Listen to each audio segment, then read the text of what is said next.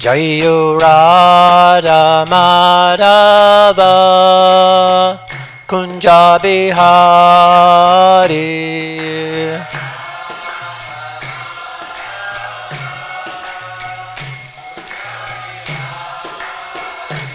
Jayo Radha Madhava Kunja Bihari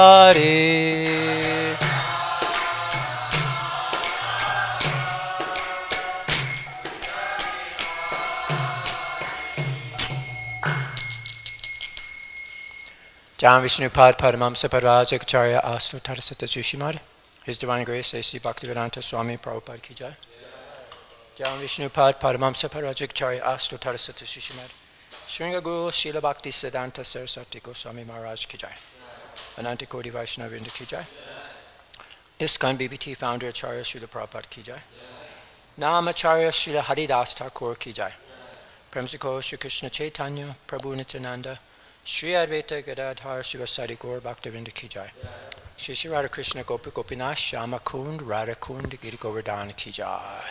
Vrindavan Ki Jai, Mayapur Dham Ki Jai, Navadvip Dham Ki Jai, Jagatpuri Dham Ki Jai, New Dwarka Dham Ki Jai. Their Divine Lordship Shri Shri Rukmini Dwarkadish Ki Jai. Their Divine Lordship Shri Shri Jagannath Baldev Shrimati Subhadra Ki Jai. Their Divine Lordship Shri Shri Gaurnitai Ki Jai. Grantara Srimad Bhagavatam Ki Jai. Transcendental Book Distribution Ki Jai. Harinam Sankirtan Jagat Ki Jai. Transcendental Prasadam Distribution Ki Jai. Gaur Premananda Hari Hari Bol. All glories to the Sama devotees, Hare Krishna. All glories to the Sama devotees, Hare Krishna. All glories to the Sama devotees, Hare Krishna. All glories, Shri Shri Guru, Shri Gauranga, all glories to Srila Prabhupada. Om Namo Bhagavate Vasudevaya.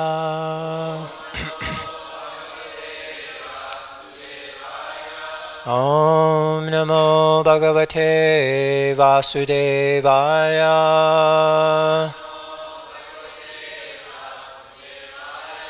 Om Namo Bhagavate Vasudevaya.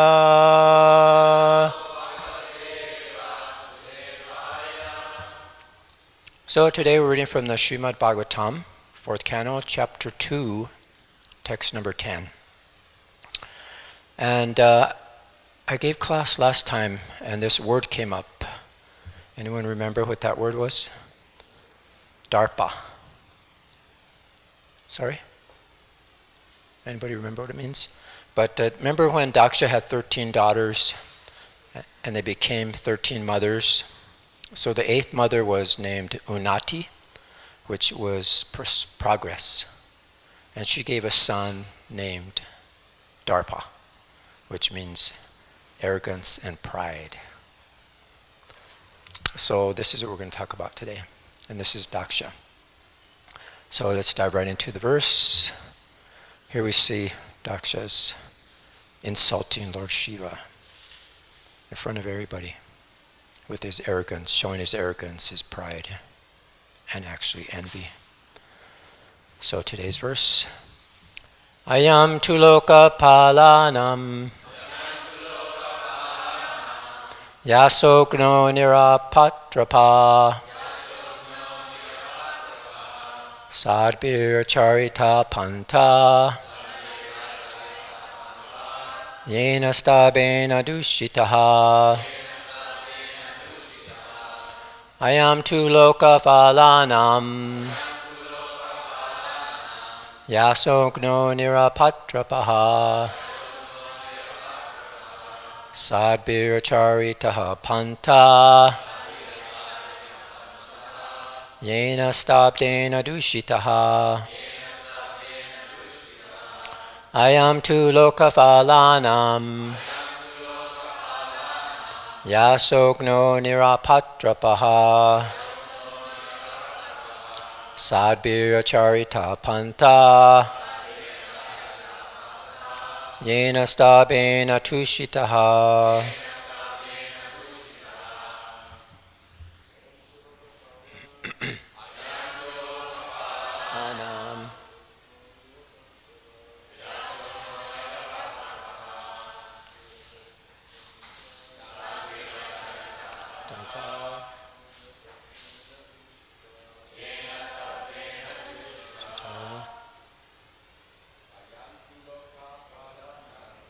ayam tu loka-pālānāṁ yaśo-ghno.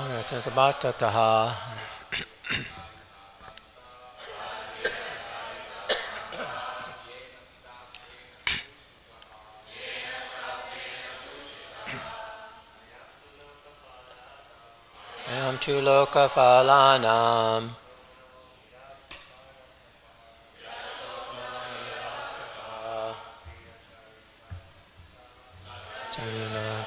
panthā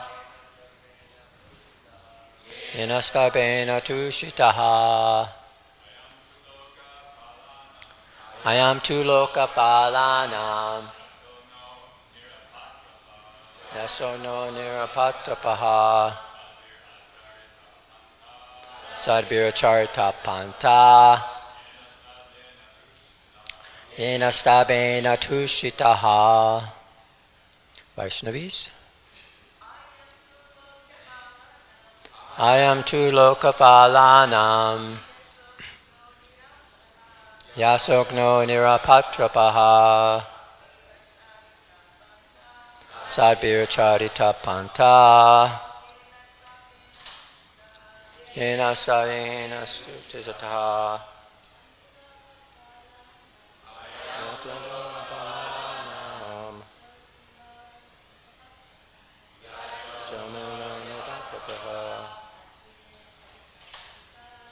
Sadbhena panthā yena dūṣitaḥ. Ayam tu loka-pālānāṁ yaśo-ghno nirapatrapaḥ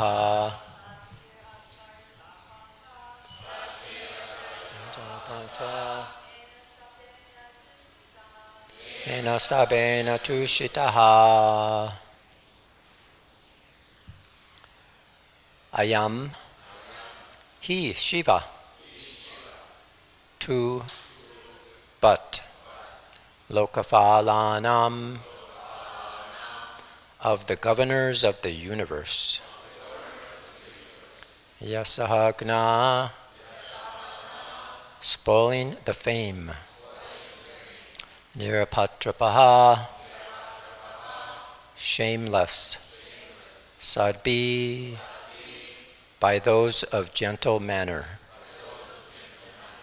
ācaritaḥ, followed, panthā, the path, yena, by whom, Śiva, stabdhena, being devoid of proper actions, dūṣitaḥ, is polluted. Translation and purport by Srila Prabhupada. Śiva has spoiled the name and fame of the governors of the universe and has polluted the path of gentle manners.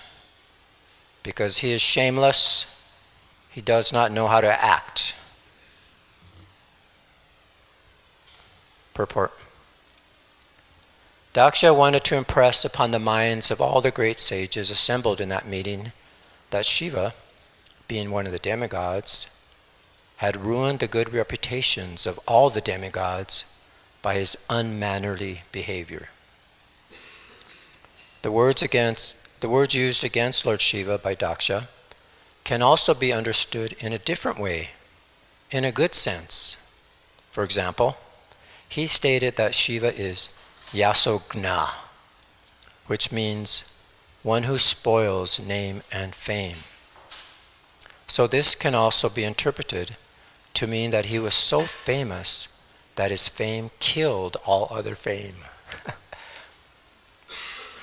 So it goes on. Again, Dakṣa used the word nirapatrapa, which also can be used in two senses. One sense is one who is stunted, and another sense is one who is the maintainer of persons who have no other shelter. Generally, Lord Śiva is known as the Lord of the bhūtas, or lower grade of living creatures. They take shelter of Lord Śiva because he is very kind to everyone and is very quickly satisfied.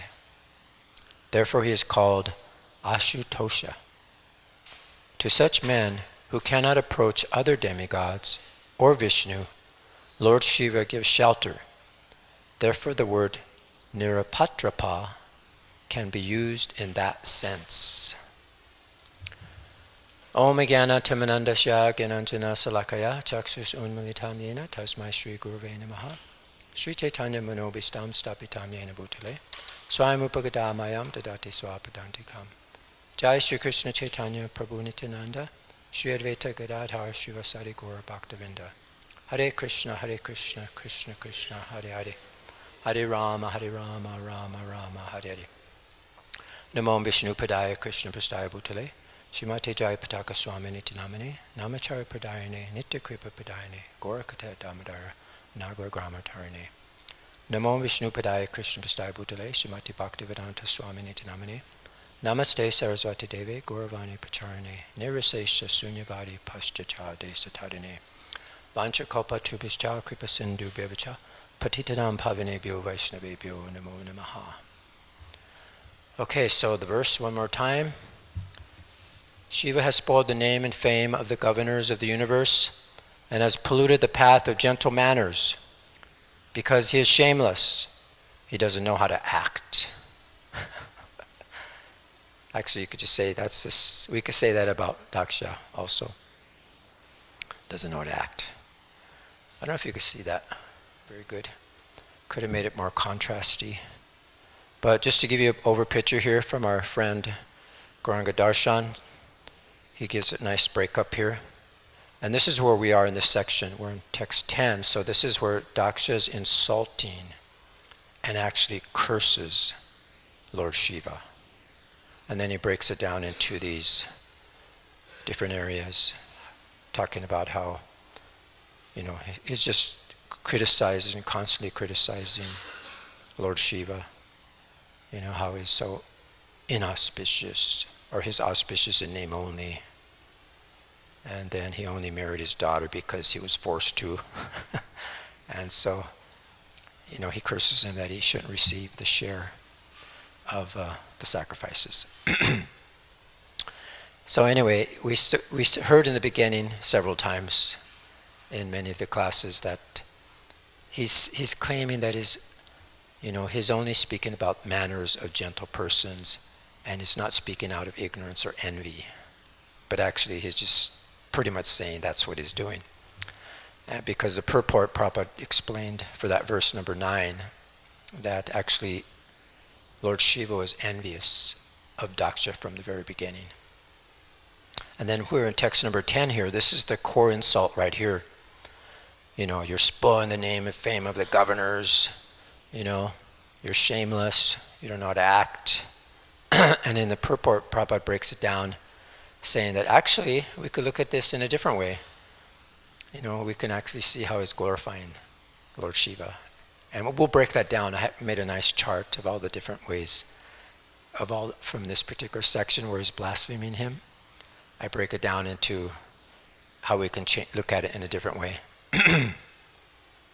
And then as we go along here, 11 to 13, this is his condemned Śiva for marrying his daughter. He compared Sati to Gayatri, and he just completely, and then he claims that Lord Śiva accepted himself as subordinate because he married his daughter. He's claiming that. But Lord Śiva never claimed that. And then he compares his wife, his daughter, whose eyes are like the deer cub.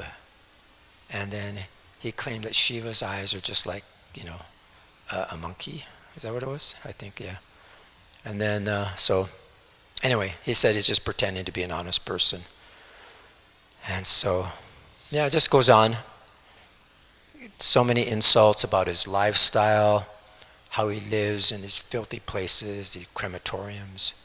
He hangs around with ghosts and demons, and he's like a madman going around naked, and he just smears all these crematorium ashes all over his body, He doesn't bathe regularly, so he's just constantly criticizing him. He wears garlands of skulls and bones. Nowadays, people think that's pretty cool, you know. They have t-shirts and stuff with skulls and bones, and people wear earrings with skulls and bones like that. Some people even put them through their body. Anyways, this goes on, all the way to 19. And that's when he curses him. You can't have a share because you're the lowest of the demigods. But it's an indirect blessing there even too, because he's saved from the calamity of taking part with the other demigods who are all very materialistic. So he doesn't have to associate with them. And then he departs in great anger. So, anyway, this shows his offense and his craziness. Okay, so we'll go on here. So here's the example. I did the chart where Dakṣa's blessing words about Śiva is actually indirect praise. So we'll break it down here. See if you can remember some of these. So here's the chart. So we have the blasphemous words, and then we have the indirect praise of Lord Śiva.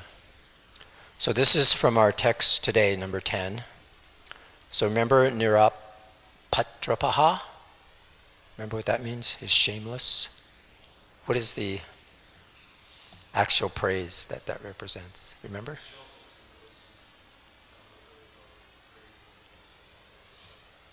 Exactly. Thank you, Prabhu. You're listening. He's awake. So it maintains the shameless, yes. And then another word, stabdha, which means he's proud, you know, because he didn't stand up. He didn't show his respect to Dakṣa. So, and then another way we could look at it is that he's unmoving, he's eternally steady, you know. So it's like, yeah, as grave as time, eternal. And then yaśo-ghna, that was in our verse today. So he destroyed the fame of loka-pālānāms, polluted the path of the gentle manners. How did Prabhupada rephrase that? So by his own fame, Lord Śiva derives the fame of all others, right? He kills all other fames. So that's what Prabhupada said. Okay, so text number 11, he was called the sadhuvat. He's pretending to be an honest person, and he accepted my daughter's hand, and thus, because he accepted my daughter's hand, he's my subordinate. This is how he thinks. But actually, in indirect praise, so Shiva's omniscient, right? He understands Dakṣa's bad behavior, but he doesn't say anything. And so he didn't stand up and welcome me. So he understood that the qualities of my daughter is equal to Savitri, Gayatri. Okay, then we go to text number 12. And there the word Markata Lochana is there. And that means this monkey-eyed person, he's married my fawn-eyed daughter. But now, he's failed to even respect me with sweet words. So we could look at it as, Śiva mercifully grants the desires of the monkey-like materialists, Dakṣa himself. Unfortunately, I have not properly respected him. So that's interesting. So in verse 13, we get 3 different words here. So this dupa kriyaya, he doesn't perform rituals. So it could mean that he doesn't need to perform rituals. And then the word asochaye, he's impure. No one is cleaner than him. So just see different ways you could see these. And then manine, he's proud. He's not proud at all. Amanina. So you can see it like that. Okay, so let's see what else we got. There's a few more. Okay, so text number 13. We see this word bina setave, which means he violates the codes of conduct. Which actually means abhina setave, which he doesn't break the rules. And sudra yeva, though not desiring, I gave my daughter to this unqualified man which is like teaching the Vedas to a Sudra. So he's saying, I, being unqualified, did not want to give my daughter, but I gave her, like a Sudra who teaches the Vedas. So just see how you can interpret different words in different ways, and that's why we need the guidance of a spiritual master, someone who knows. And so text 14 and 15, we have a few more words here. Unmatavat. He's like a madman. You know, he laughs and cries. How would you reinterpret that? Got any ideas? Yes? Yes, exactly, yeah. Perfect. He's mad with prema for the Supreme Lord. So that's good. So, chitta bhasma krita snanaha. What does snanana mean? Bath. Sometimes crematorious ashes ornaments with garland of skulls and bones. So let's see what that's. So that's his pastime. According to other Puranas, smearing ashes on the body is an activity of exalted Vaishnavas. Wow, yeah. Yogis do that. So Siva Mata Shiva Apadesha. So that means the most mad and inauspicious creature, Shiva in name only. And so we could see that as, by him even a worst place, Apadesha, becomes auspicious. No one is more auspicious than him. Asivaha. See? So it says Asivaha. Mata Shiva Upadesha. And then Mata Jana Priya Pati. So his dear of crazy beings who are in tamaguna and is their leader. So how can you reinterpret that, you think?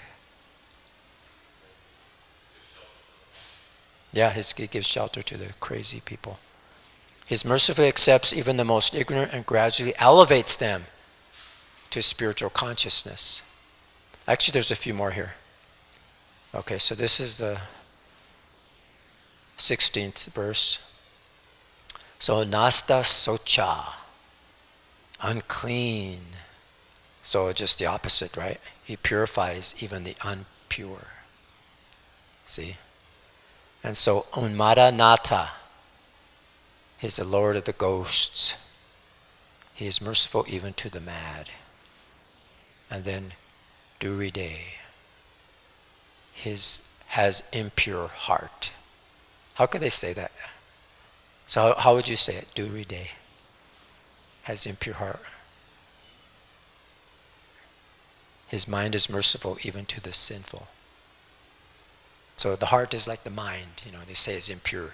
But he's purifying he's very merciful in his heart to all the sinful, the impure. So that's that. And then I went through the whole 4th canto to see whether lessons we could learn similar to this Dakṣa's criticism. It's like a universal lesson. And these are some more narratives of spiritual transgressions, comparing Dakṣa's conflict related to all these other different types of criticism and pride. And we'll go through that now. Actually, there's one word I learned, a new word I learned. Has anybody heard the word hubris? You know what it means? It comes from a Greek word, right? And this really perfectly, after I researched the meaning and studied it, it actually really defines Dakṣa very nicely, and other devotees that have, used this pride and criticism. So, yeah, so it refers to like outrage, like the use of violence to shame their victim. And this is exactly what Dakṣa did. Like legally, you could say it's like assault and battery, like sexual crimes or theft of like public and sacred property.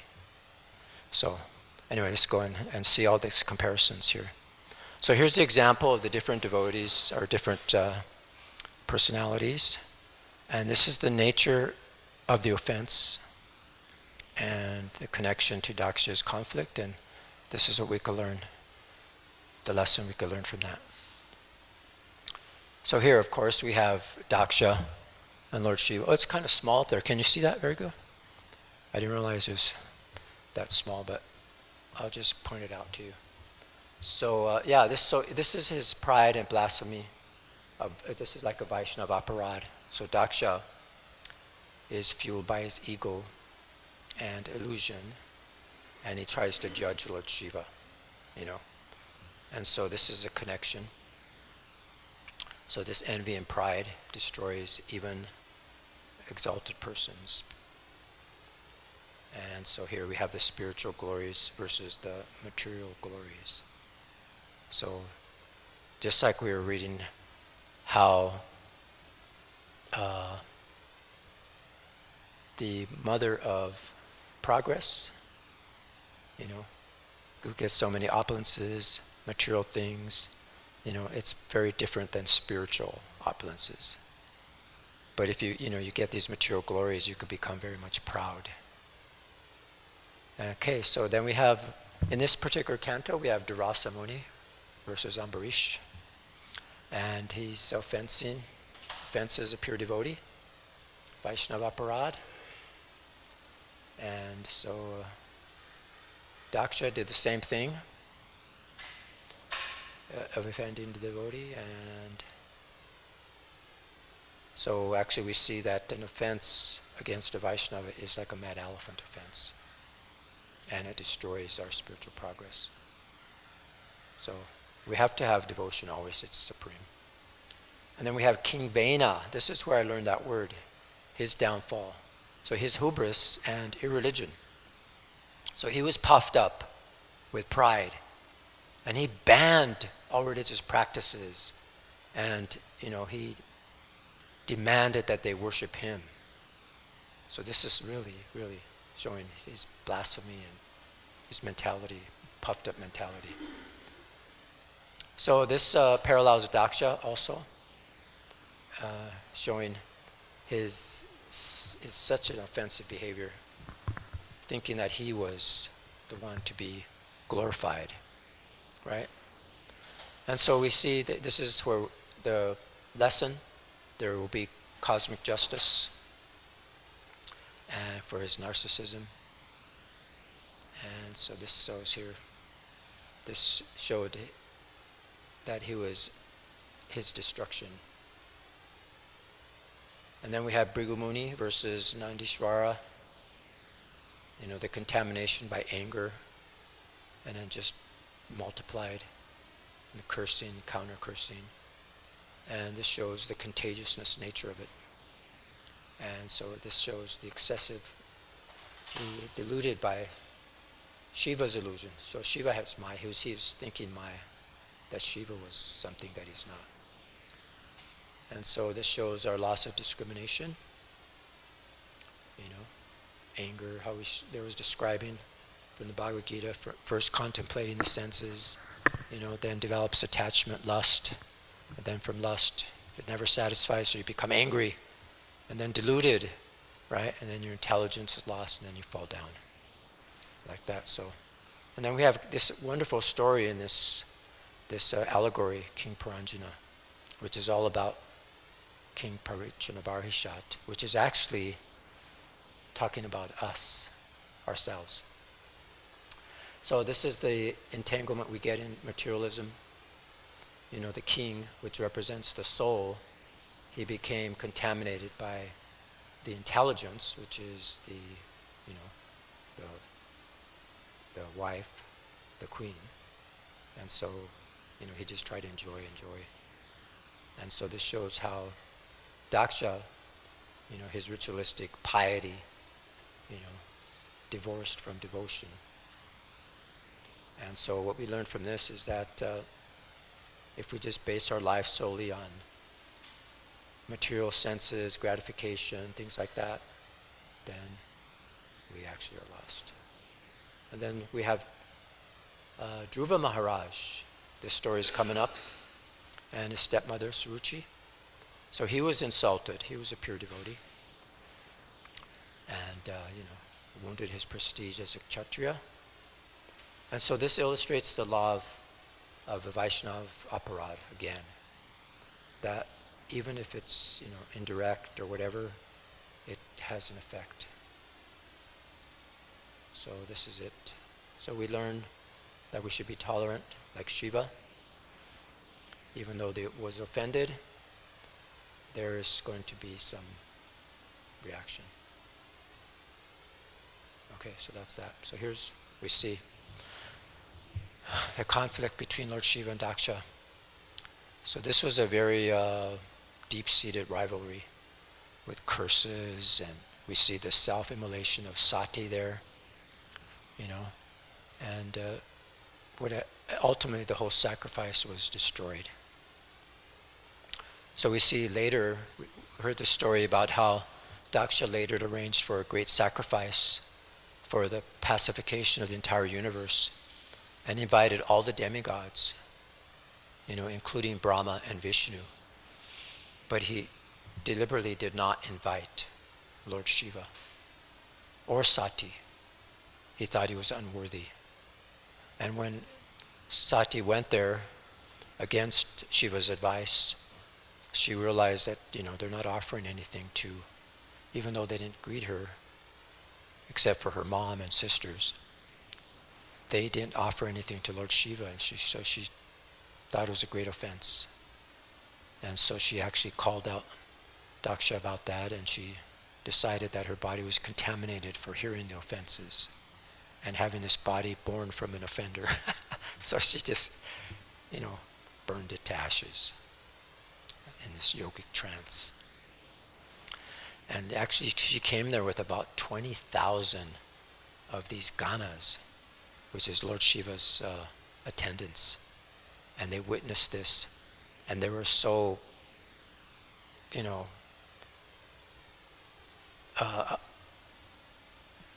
they couldn't deal with it, so they actually cut off their own limbs or heads.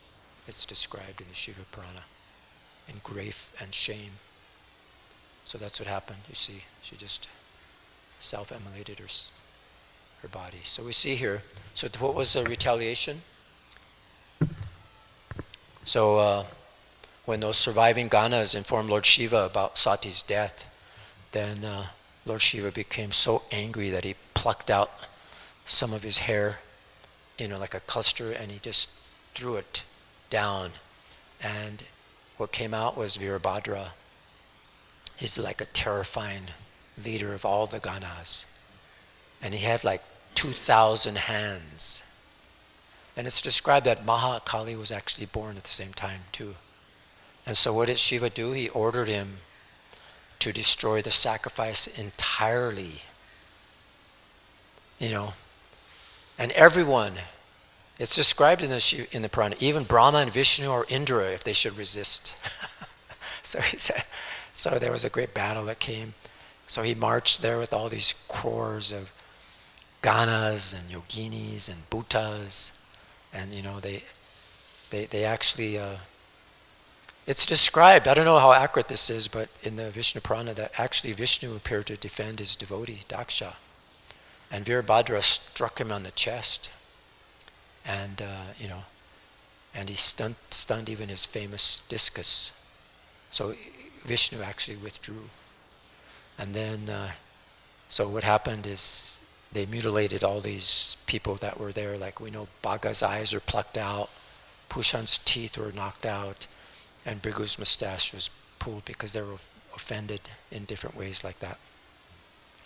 So this is what happened. So Virabhadra dragged Dakṣa from his hiding place behind the altar, and he just severed his head immediately. It actually was protected by weapons of yogic power, but he just simply just chopped it off, and he threw it into the sacrificial fire, completely destroying it. So then we see that all these curses, Nandisvara cursed all the supporters of Dakṣa to become less intelligent, bereft of transcendental knowledge, and he also cursed Dakṣa that he'll soon have the face of a goat because he was so attached to sex life only. and he'd forgotten the path of the soul. So that's all described in text 23 to 35. And so then, So then the restoration. So all the demigods, Viṣṇu and everybody, they went to propitiate Lord Śiva, and he forgave them. He was actually very merciful. He said, I don't take offense for my children. Dakṣa was like looked at his child, so he just, was happy that they came. And they came back, but they had to keep the head of the goat. And the sight was restored, but he had to see through, I think, one of his other disciples. And Pushan remained broken-toothed, but he had to eat just like dough kind of substance. And then Brigu, because he was like proudly brushing his beard when it was all happening, they gave him a goat beard. So then they finally did the sacrifice and they got Shiva's blessings. So that's that image. And then Sati's rebirth, she cast out her body, and then she was reborn as Parvati, the daughter of the Himavat, the Himalayas. And Mena was her mother. She performed many severe austerities to get Shiva as her husband once again. So there's this other pastime we mentioned about King Vena and this hubris, irreligion. So this was King Vena's puffed up with pride. He banned all religious principles. He demanded that I be worshipped, showing the demoniac mentality and blaspheming the Lord. So then actually we see how it parallels Dakṣa's, that he was inferior, or he was superior, and Lord Śiva was inferior. So this is what happened. They cursed Vena, that they actually killed him with their curses. So he was destroyed by the authority of the sages and the Supreme Lord. So here's that word we broke down here, the hubris, which goes on. It's already, what time is it? Oh, it's almost time. So I'll just go through this very quickly. Just give you an idea of this word and how it really kind of stuck with me. So this is the root cause we'll see, and then the tragic law, and then the catastrophes that happened. So this is the envy, which is the root cause, and the excessive pride, transgression, and the fatal retribution.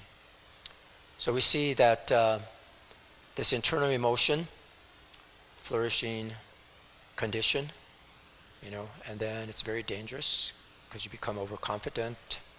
They call it pride that blinds. And so there's fatal retribution that's caused by this hubris. And the nature of the materialist is that they want to lord it over the material world, and that merely for their own sense gratification, and it causes destruction. And so Dakṣa, he was polluted by this envy of Lord Śiva, envious of his high spiritual position. And so Dakṣa, he uttered those harsh words, publicly shamed to humiliate. And what happened? Dakṣa was destroyed and beheaded.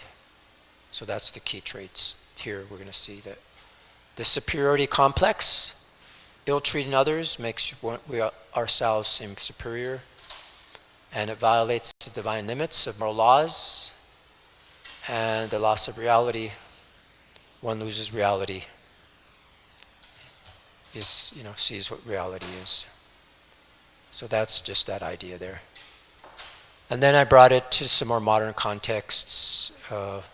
We don't really have to go into this, but just to see how it's going on today. There was an example I found. They said that, our previous president, complete absence of serious planning, mission accomplished, let's just get out of there. And then so this was his loss of contact with reality, and contempt for ignoring advice. Political leaders, they think that they're, just their inner circle.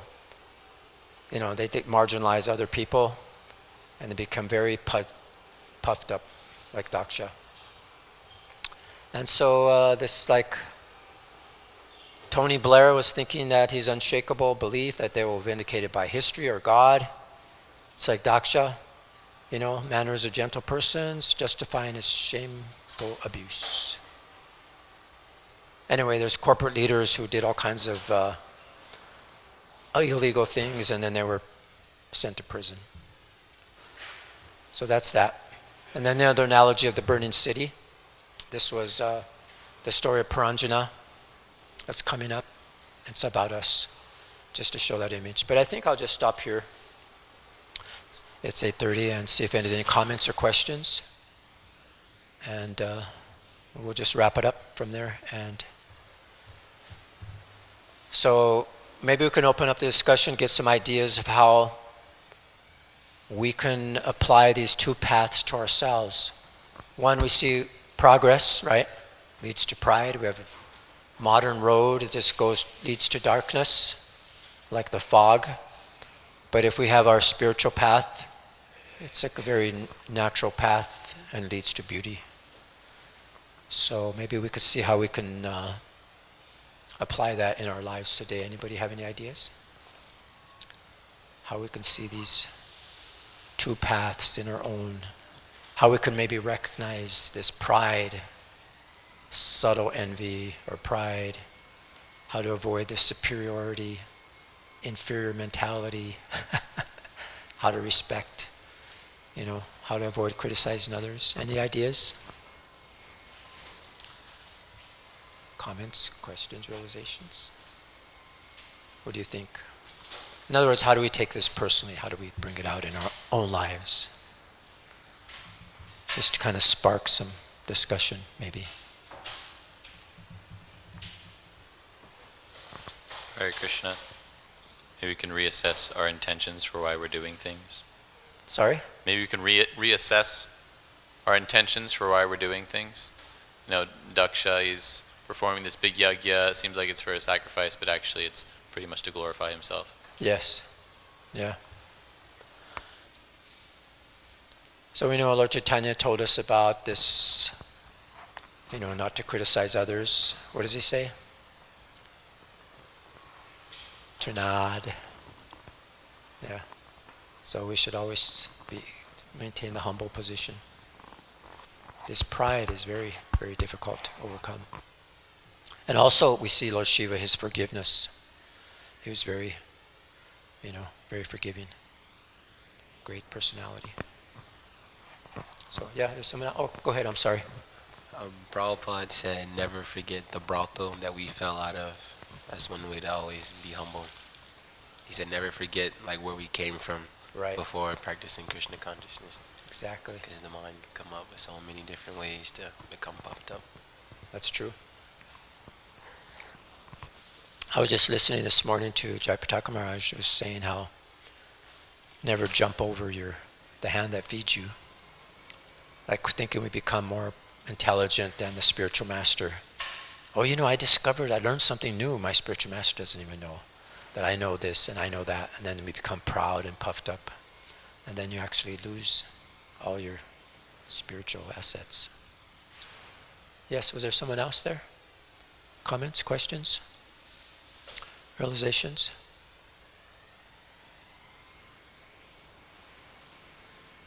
So I did a summary video here, as I usually do. If anyone would like to see it, you're welcome to stay. Otherwise, if you feel free to go. But it's made with our friend Notebook LM. And I gave it a few of these references that we have from the Shiva Purana and this particular section of Lord Śiva. And see what it could come up with. It thinks it's like a myth. In the beginning it says something like that, but it's not. So we just can see through that. But anyway, just give you an idea. Oh, let me turn up the volume here.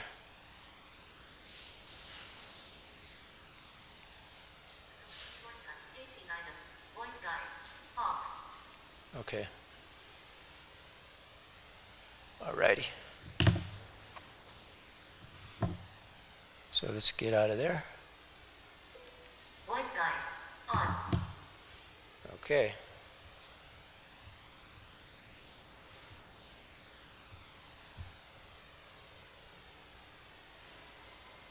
I'm not sure what happened here.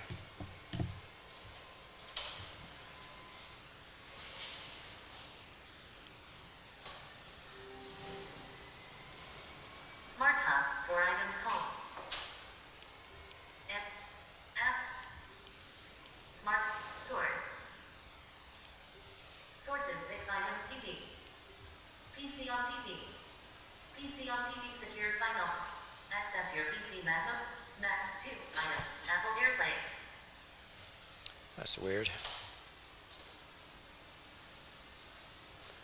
Okay, let's see, start over again.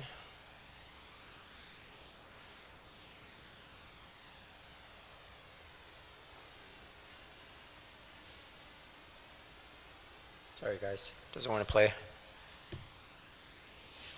Do you know what's happening? Where's...